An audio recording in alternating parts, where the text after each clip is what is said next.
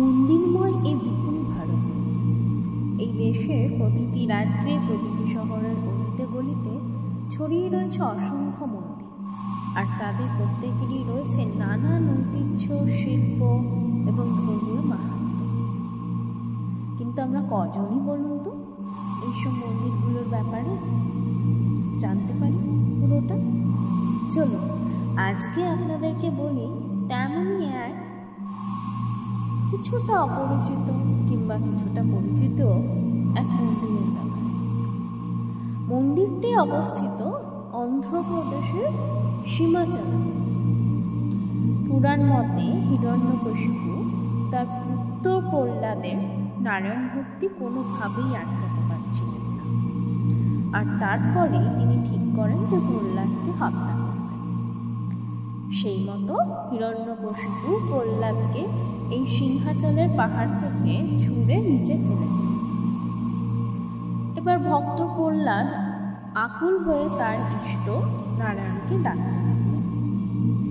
তার সেই ডাকে সাড়া দিয়ে এখানেই তাকে রক্ষা করলেন ভগবান বিষ্ণু বা নারায়ণ, এবং ভক্তকে রক্ষা করার জন্য বিষ্ণু ধারণ করলেন নরসিংহের রূপ, আর এই রূপেই তিনি বধ করবেন হিরণ্যকশিপুকে।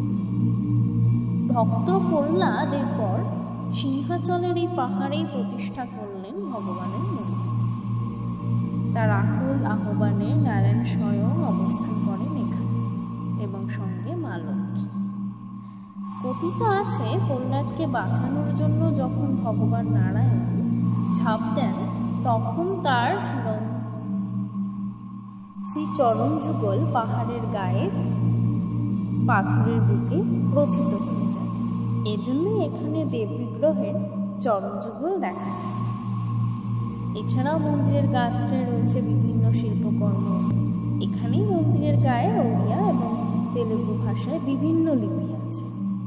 সেই লিপি থেকে জানা যায় 1098 সালে চোল রাজা কুলুথঙ্গার এই মন্দির নির্মাণে বিশেষ অবদান রাখেন। সমগ্র মন্দিরের গাত্রে পুরাণের বিভিন্ন কাহিনী বর্ণনা করা হয়েছে। শোনা যায় স্বয়ং শ্রী চৈতন্য এসেছিলেন এই মন্দিরে। মন্দিরের প্রবেশদ্বারে তার পদচিহ্নও রয়েছে। মন্দিরের গর্ভগৃহে রয়েছে নৃসিংহ স্বামী এবং লক্ষ্মী দেবী বিগ্রহ। নৃসিংহ স্বামীর মুখমণ্ডলী শুধু দৃশ্যমান, বাকি অংশ চন্দ্রনের প্রলেপে ঢাকা। একমাত্র বৈশাখ মাসে অক্ষয় তৃতীয়ার দিন মাত্র 12 ঘন্টার জন্য তাকে সম্পূর্ণ দর্শন করা যায়।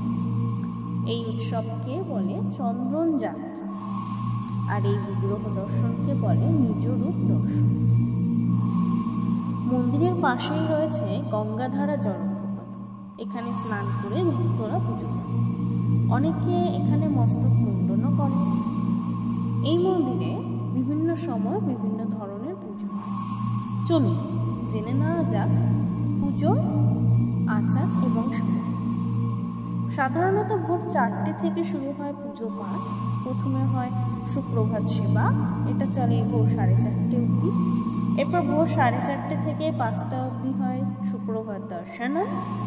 এরপর 5টা থেকে 6:30 অবধি অর্ধনাম। তারপর সকাল 6:30 থেকে সর্বদর্শন, এবং সকাল 9:30 থেকে শুরু হয় নিত্য কল্যাণ। এরপর বেলা 11:30 থেকে দুপুর 12:30 অবধি রাজভোগম, এবং দুপুর 12:30 থেকে দুপুর 2:30 অবধি দর্শন, আর দুপুর 2:30 থেকে 3টে অবধি মধ্যাহ্নের বিরতি থাকে।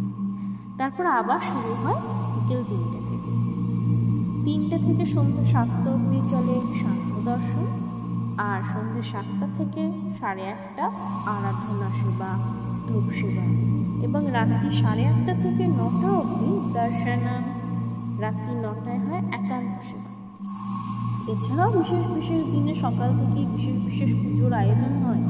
সেই বিশেষ পুজোর মধ্যে রয়েছে স্বর্ণ পুষ্পার্চনা, অষ্টশত নামাচরণ, সহস্র নামার্চনা প্রভৃতি।